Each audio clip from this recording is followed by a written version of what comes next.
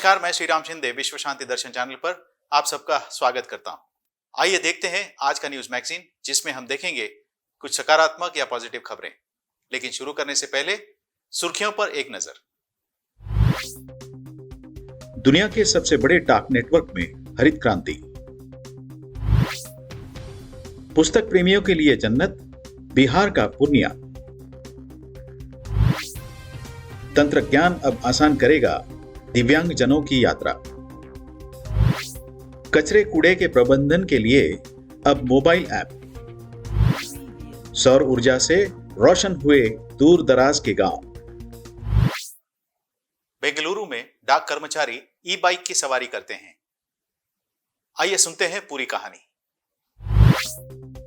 बंगलोर के postal reason ने delivery करने के लिए ग्रीनर कम्यूटिंग का पायलट प्रोजेक्ट शुरू किया है। यह देश में अपनी तरह की पहली पहल मानी जा रही है। इसका उद्देश्य कार्बन फुटप्रिंट में कटौती करते हुए डाक प्रक्रिया को उन्नत कराना है। जेपी नगर उप डाकघर के साथ कम से कम 15 पुरुष तथा महिला डाकिया इस इलेक्ट्रिक बाइक को चलाते हैं। वस्तुओं को वितरित करने के लिए ईंधन से चलने वाले वाहनों की तुलना में यह आर्थिक रूप से बेहतर प्रस्ताव है कि नहीं, यह जांचने के लिए इस कदम का आकलन किया जा रहा है। पूर्णिया के 230 में से 190 पंचायतों में अपने पुस्तकालय हैं। आइए इस पुस्तकदान अभियान के बारे में अधिक जानकारी लेते हैं। बिहार के पूर्णिया जिले ने प्रत्येक पंचायत में पुस्तकालय स्थापित करने वाला पहला जिला बनने का लक्ष्य रखा है।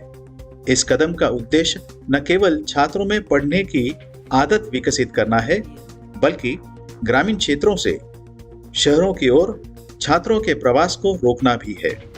पूर्णिया के ग्रामीण जिले के युवा तथा छात्र प्रतिस्पर्धी और अन्य परीक्षाओं की तैयारी के लिए पुस्तकों को पढ़ने और पत्रिकाओं को ब्राउज करने के लिए पुस्तकालयों में आते हैं। बिहार के सीमांचल क्षेत्र के एक केंद्रीय जिले पूर्णिया में साक्षरता दर 52.09% है, लेकिन यह गांव एक ग्रंथ स्वर्ग बन गया है, जिसमें ग्रामीण क्षेत्रों की पंचायतों में 230 पुस्तकालय और शहरी नगर परिषदों में 7 पुस्तकालय हैं। आर्टिफिशियल लर्निंग और मशीन लर्निंग जैसे तंत्रज्ञान अब दिव्यांगजनों की यात्रा आसान करेंगे। देखते हैं कैसे। नागरिक उड्डयन मंत्रालय ने विकलांग व्यक्तियों के लिए हवाई अड्डों और उड़ानों को अधिक सुलभ और आरामदायक बनाने के लिए नए दिशा निर्देश जारी किए हैं। इन नए मसौदों में दिव्यांग यात्री निर्धारित प्रस्थान से 48 घंटे पहले एयरलाइन को अपनी पूरी आवश्यकता के बारे में सूचित कर सकते हैं, ताकि वाहक आवश्यक व्यवस्था कर सकें। भारत में लगभग 2 करोड़ विकलांग व्यक्ति विकसित बुनियादी ढांचे की कमी के कारण शिक्षा, स्वास्थ्य देखभाल जैसी बुनियादी जरूरतों को पूरा करने के लिए संघर्ष कर रहे हैं।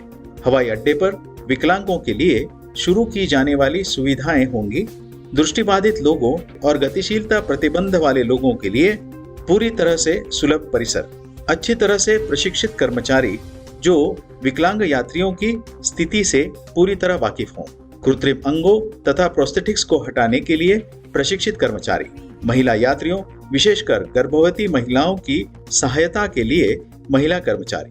एयरलाइन से टिकट बुक करते समय यात्री विशेष सहायता का अनुरोध कर सकते हैं। अपनी स्थिति के प्रमाण के रूप में ऑनलाइन बुकिंग के दौरान यात्री अपना विकलांगता प्रमाण पत्र अपलोड कर सकते हैं और एयरलाइंस तथा हवाई अड्डे की सुरक्षा के बारे में भी सुझाव दे सकते हैं कि उन्हें कितनी सहायता की आवश्यकता होगी। विकलांगों के सभी प्रश्नों और शिकायतों के उत्तर देने के लिए प्रबंधकीय स्टाफ, सुरक्षा अधिकारी के साथ एक टोल फ्री हेल्पलाइन होगी। सकारात्मक खबरों का यह सिलसिला जारी रहेगा छोटे से अंतराल के बाद।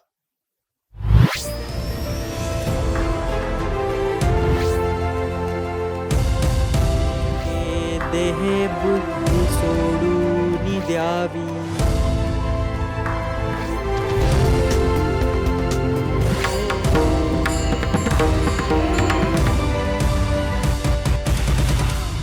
वाता विघ्नाची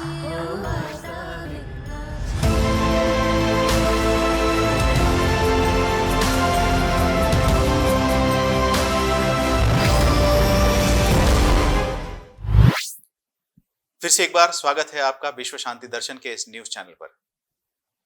केरल सरकार द्वारा कचरे कूड़े के प्रबंधन के लिए एक मोबाइल ऐप लॉन्च किया जा रहा है।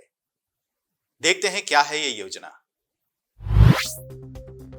केरल के अधिकारी कचरे कूड़े के निपटान की निगरानी और स्थानीय निकायों में कचरे के प्रभावी संग्रह को सुनिश्चित करने के लिए एक स्मार्ट सेल्युलर एप्लीकेशन लॉन्च करने की तैयारी में है। यह केरल में अपशिष्ट प्रबंधन की पूरी प्रक्रिया को सुव्यवस्थित करने का एक प्रयास है। आंकड़े बताते हैं कि केरल में सालाना कुल 3.7 मिलियन टन कचरा निर्माण होता है, जिसमें विघटनशील कचरा 69% होता है। केरल राज्य इलेक्ट्रॉनिक विकास मतलब केल्ट्रॉन ये एप्लीकेशन विकसित करेगा और शुरुआत में सभी 6 नगर पालिका, लगभग 70 नगर परिषदों और 300 ग्राम पंचायतों में लॉन्च किया जाएगा।